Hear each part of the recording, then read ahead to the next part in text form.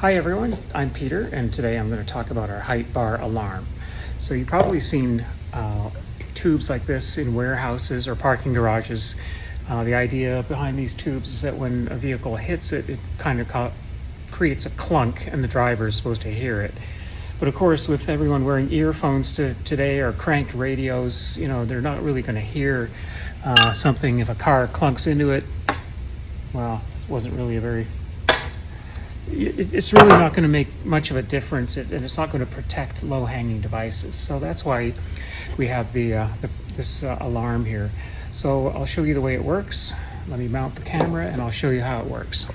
Here's our alarm, and it consists of a buzzer, an LED, and inside there's a tilt switch. So basically what you do is mount it on the end of a bar like this. That way you can use your own inexpensive bar. No point paying $1,000 or more for a bar, which is what these cost. And now what we want to do is make sure that the bubble level is in fact level. So if it's not level, then I'll explain later why that's not good. But anyway, I'm going to make it level like that, and then we tighten the knob like so, just so it doesn't change at all, so it comes back to the same position. And now I'm going to turn it on with the on switch. So now nothing happens, but if something is to strike it, like a forklift or something hits it, it goes into alarm. That alarm is going to end in 10 seconds.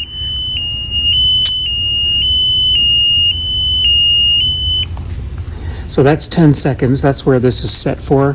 And you can change it to longer than 10 seconds if you want, but that's probably a good duration.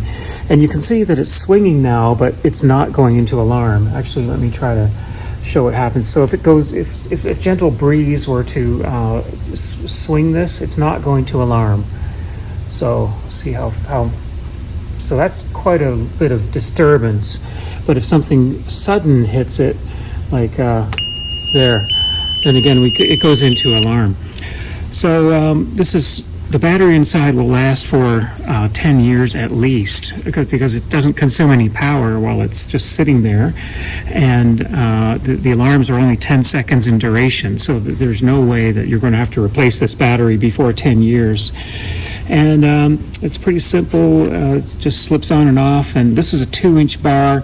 We have an adapter that you get for a 1.5-inch bar, but that's 2-inch seems to be the standard. So that's pretty much that. So that pretty much is our height bar alarm. All right, so here's why we want it to be level when you start off. So here you were looking at an end view of the alarm, and inside of the alarm, the height bar alarm, there's basically a little block which contains tilt switches, and the tilt switches are oriented at a bit of an angle like this. There's 2 of them actually, and then there's a ball that sits kind of in the bottom end like this.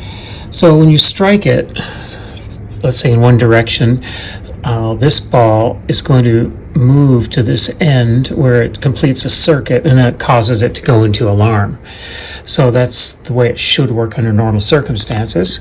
But let's say if it's not level and you have it, let's say then the block will be oriented this way from the very start, and then you've got there's your tilt switches, but now the ball is going to start off here at the starting position, and you've still got this ball here which can provide an alarm.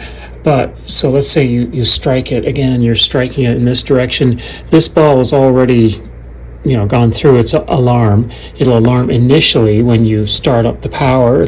It's making a circuit connection. It'll go into alarm immediately, and then it'll stop alarm. And in order for it to start another alarm, this ball will have to break contact and make contact. So it could happen, or if the impact is violent enough, then this ball could be thrown to the end. So it still could kind of work if it's not level, but what you really want is these balls balanced so that the slightest little touch is going to cause it to go into alarm.